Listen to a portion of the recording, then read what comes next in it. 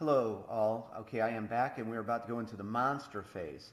Just touching up. Remember, we had upkeep, then we had encounter, guardian phase, hero. Now we're at the monster phase. This is the in a turn. This is the last phase. One thing that I just caught a comment from the awesome Real to Ramit. How you doing? And he's followed Dungeon Crusade for a while, so I want to thank you for that, Real to Ramit. And he made mention, and I'm glad that he did, about the hero cards we're seeing. And his concern was, and you can ask me anything, guys. I'm here to give you all the information about the game I can. About the plastic clips I'm using. Everything you're seeing was printed in-house or with local printing.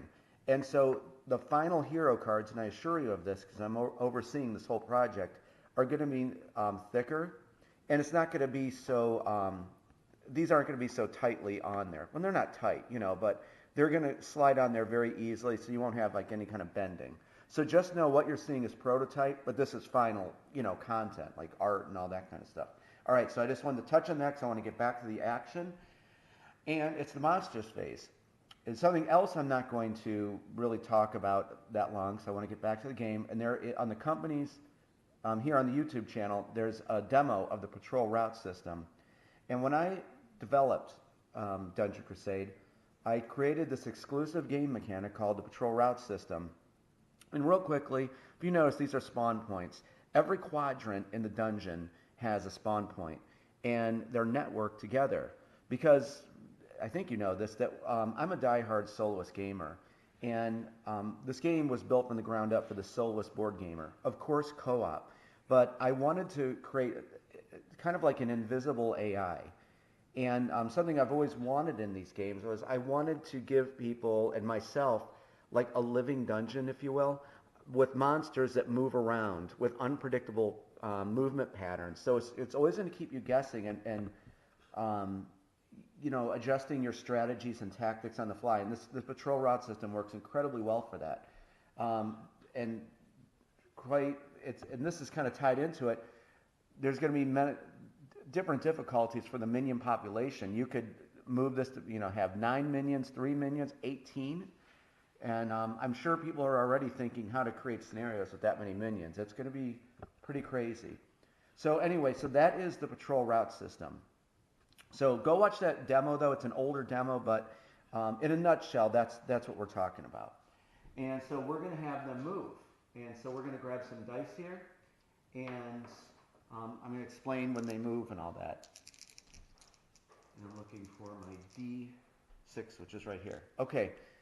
First up, in our usually there's more monsters, but for this is just a quick demo, and wanted to show you. So we have a Shadow Dweller and the Blackwood Prowler. Every time a minion comes out, it just follows. You're going to keep lining them up. So the first minion that was drawn here was a Shadow Dweller, and the Shadow Dweller is way up here in the cesspool area, cesspool north. Can you see that?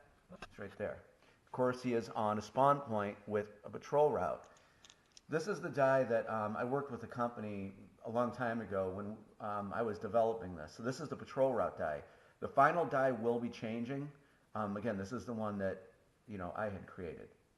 So right now, the raid difficulty, because right now minions start out as vagrant. Vagrant meaning they're just wandering around. They don't know the heroes are here. So right now the raid difficulty is set to easy. 12, and we're going to get to what all this means. So, and this thing, the minions, if a minion turns into a raiding minion, which I have a token here, I might show you.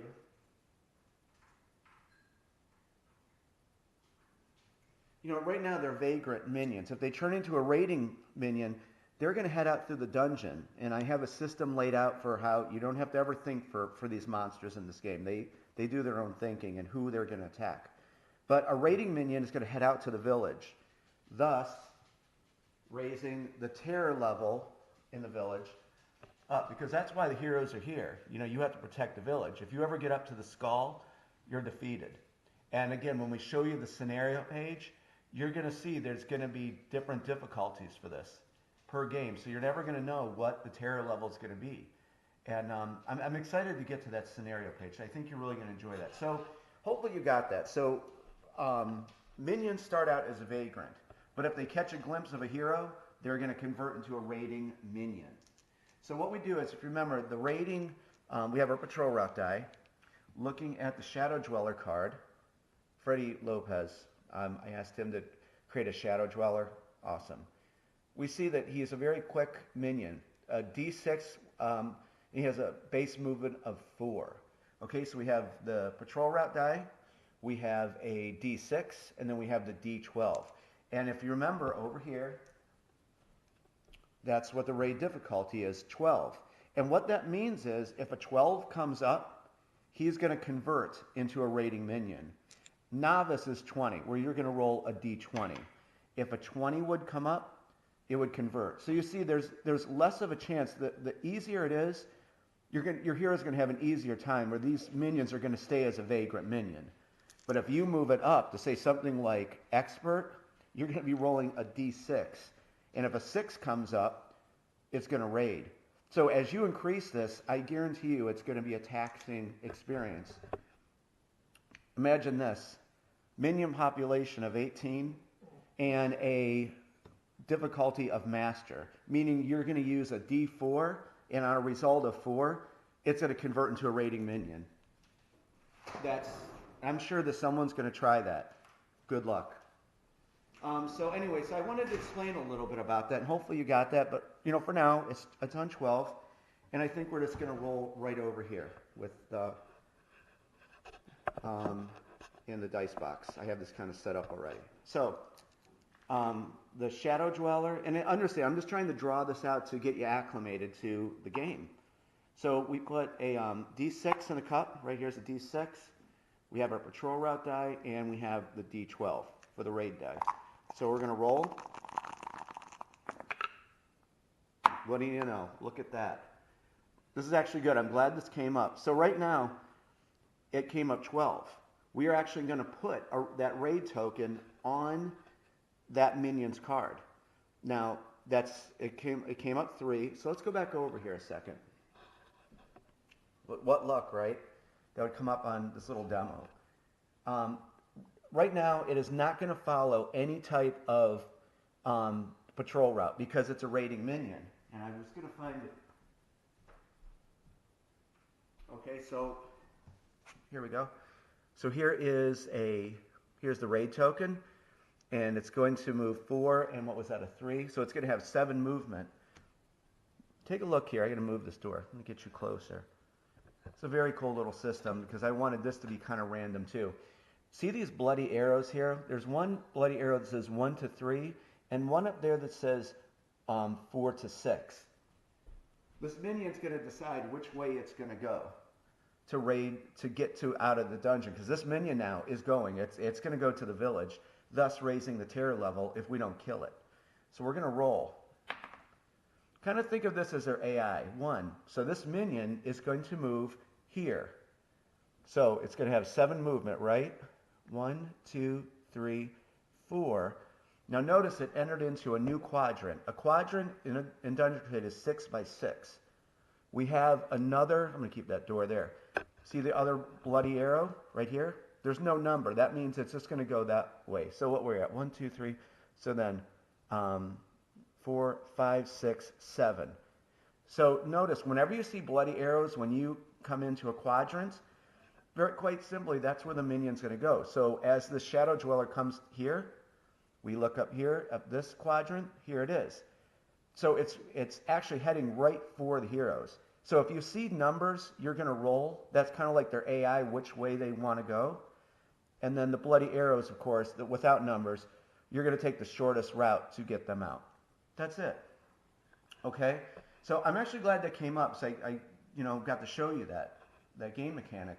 So just like I told you, anything can happen in Dungeon Crusade.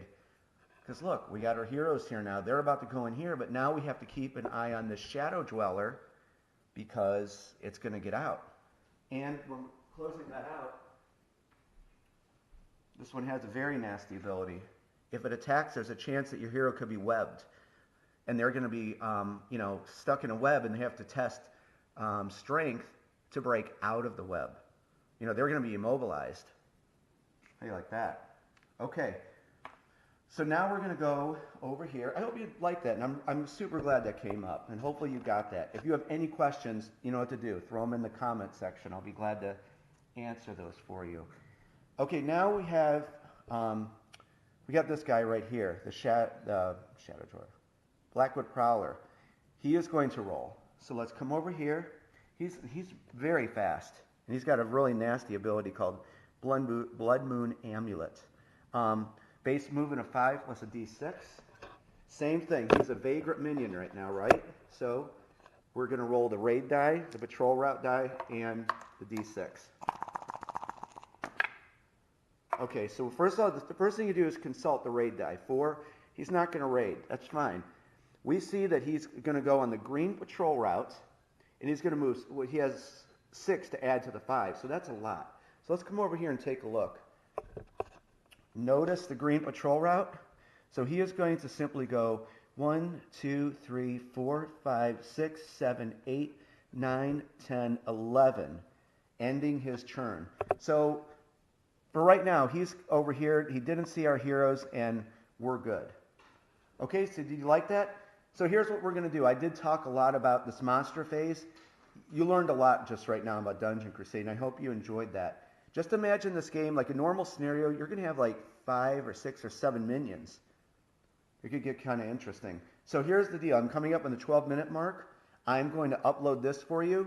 We're going to come back, and we're going to do some, we're going to do one more turn for you, because I think people are enjoying this. So I will talk to you soon.